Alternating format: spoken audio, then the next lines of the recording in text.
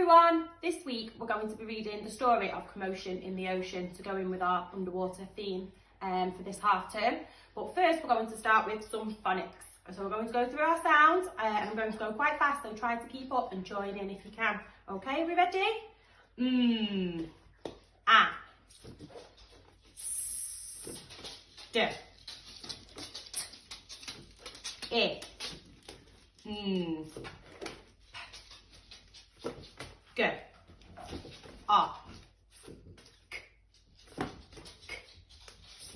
O. B. E. O. Sh. J. Y. W. Z. Ch. X. Ng. Ink. Okay, well done. Next, we're going to read the story Commotion in the Ocean. Are we ready?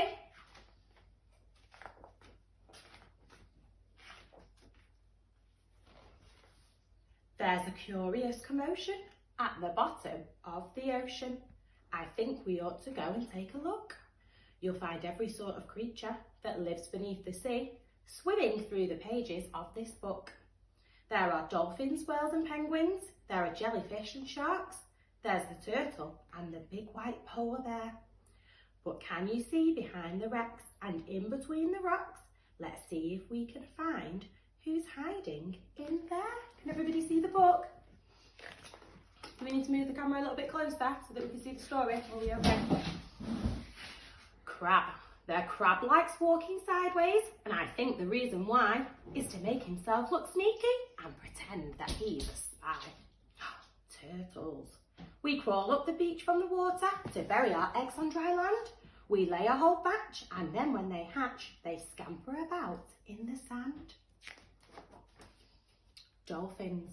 The wonderful thing about dolphins is hearing them trying to speak. But it's not how do you do, like I'd say to you. It's more of a click, whistle, squeak. Ooh, this one's an angelfish. Hello, I'm the angelfish, darling, the prettiest thing in the sea. What a shame there are no other creatures as gorgeous and lovely as me. You see the jellyfish? The jellyfish just loves to jiggle, which other fish think is quite dumb. She knows that it's not all that useful, but jiggling's very good fun. A shark. I swim with a grin up to greet you. See how my jaws open wide? Why don't you come a bit closer? Please take a good look inside. A swordfish. I love to chase after small fishes. It stops me from getting too bored. And then when I start feeling hungry, I skewer a few on my sword. An octopus. Having 8 arms can be useful. You may think it looks a bit funny, but it helps me to hold all of my children and tickle each one on the tummy. You see the stingray? At the bottom of the ocean, the stingray flaps his wings, but don't you get too close to him. His tail really stings. Here's a lobster. Never shake hands with a lobster. It isn't a wise thing to do. With a clippity-clap and a snippety-snap, he would snip all your fingers in two.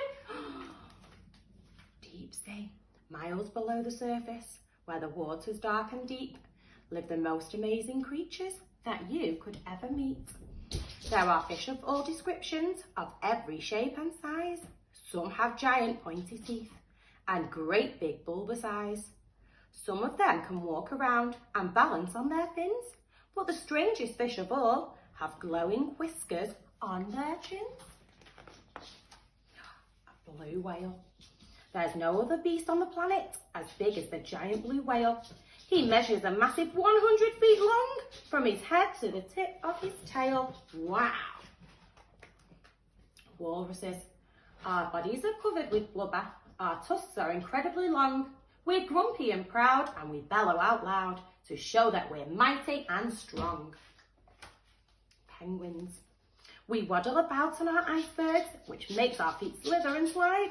And when we get close to the water, we leap with a splosh off the side. Polar bears. Deep out in the Arctic, the mummy polar bear snuggles up with all her children, and it's very cold out there. What a lot of creatures we've seen beneath the sea. What a lot of funny things they do. Some of them might lick their lips and eat you in one bite, and some might want to swim round with you. The dolphin's very friendly, and the lobster's very fierce, but the shark is the most dangerous by far. Can you name the other friends we've made along the way? See if you can tell me who they are. The end. So some of you might have noticed in that story there were lots and lots of rhyming words. So one of your challenges this week is to work with your grown-ups and see if you can listen for the rhyming words that were in that story, and you might even want to have a go at writing them down and thinking of some other rhyming words to go with it, okay? Now, your second challenge is a writing challenge. So, beneath the sea, what a lot of funny things they do. Some of them might lick their lips and eat you in one bite, and some might want to swim round with you. The dolphin's very friendly, and the lobster's very fierce, but the shark is the most dangerous by far. Can you name the other friends we've made along the way? See if you can tell me who they are. The end. So some of you might have noticed in that story there were lots and lots of rhyming words. So one of your challenges this week is to work with your grown-ups and see if you can listen for the rhyming words that were in that story, and you might even want to have a go at writing them down and thinking of some other rhyming words to go with it, okay? Now, your second challenge is a writing challenge. So, what I want you guys to do is, I want you to have some thinking time, think about your favourite creature from the story. Think about which one is your favourite, and then we're going to come up with some adjectives. Adjectives are describing words, aren't they? I'm going to think of some adjectives, and we're going to describe the shark, or the animal that you choose, and then we're going to write some sentences about them, okay? So I've chosen to write mine about a shark. So first of all, at the top, I'm going to write the word shark. Okay, so what sounds do we need for the word shark? Shh. So a s and a and together that makes the sound sh, sh, ah, a, and together make the sound ah, sh, ah, k, shark. Okay, shark, shark. Okay, I'm going to write a sentence now about my shark. First of all, I need to think of a good adjectives to describe the shark. So let's have some thinking time and have a think about a word, an adjective that you could use to describe a shark. I know, I think a shark is big. Okay, so I'm going to write, he is big. He. It's a tricky word, isn't it? And for a start of a sentence, we need, what do we need? We need a capital letter. Okay, so capital H. He. A tricky word, he. Finger space. Is. He is, finger space, and then we're going to write big. What sounds do we need for big? B, I, G. He is big. What do we need at the end of our sentence? Can you help me? We need a full stop. Okay, he is big. Okay, let's think of a different adjective now that we can use to describe our shark. Oh, what about if we write, he has sharp teeth.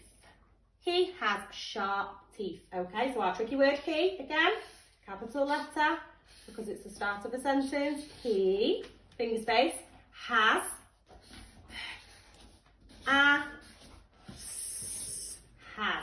he has, finger space, sharp. Okay, so we need that sh sound again. Sharp. R sound again. Sharp. Sharp. He has sharp teeth. Teeth. What does teeth begin with? T. E. So our e and an e make the sound E. T. E. Okay, so it's not a sound at the end, it's where we put our tongue on our teeth and make the sound with a t and a h. T, E, teeth. He has sharp teeth. And at the end we need a full stop. Okay, let's have a little think about another adjective. What other words could we use to describe the sharp? So he is big, he has sharp teeth. What else? Oh, I know. What about he has a fin? Okay, so he has a he has a fin. Fin. Okay, he has a fin. Full stop. Okay, so I've written 3 sentences about the shark. Now, what you need to do is have a little think about your favourite animal from the story, your favourite sea creature, and then your challenge is to write 3 different sentences about your creature, okay?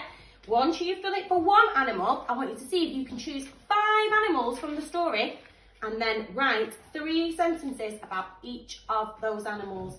And then you can put those onto tapestry and then I can see all of your beautiful writing and see how super duper you are, okay? And our last challenge is a bit of a scientific challenge. So we're going to do some experiments. So what you'll need to do is you'll need to get a bucket of water. Let's hope Archie doesn't come over, my doggy, and try and drink the water. So you'll have to get a bucket of water like this. Scientific challenge. So we're going to do some experiments. So what you'll need to do is you'll need to get a bucket of water. Let's hope Archie doesn't come over, my doggy, and try and drink the water. So you'll have to get a bucket of water like this. And then what you'll need to do is have a look around your house for different things. And we're going to test and see if these things sink or if they float. But first, I want you to make a prediction, okay? So I want you to have a little think and predict. Have a guess. What do you think might happen, okay? So we're going to start with... Hello. Go on out the way. Archie's come to say hello. Oh, and run off with the scrunchie. Go on.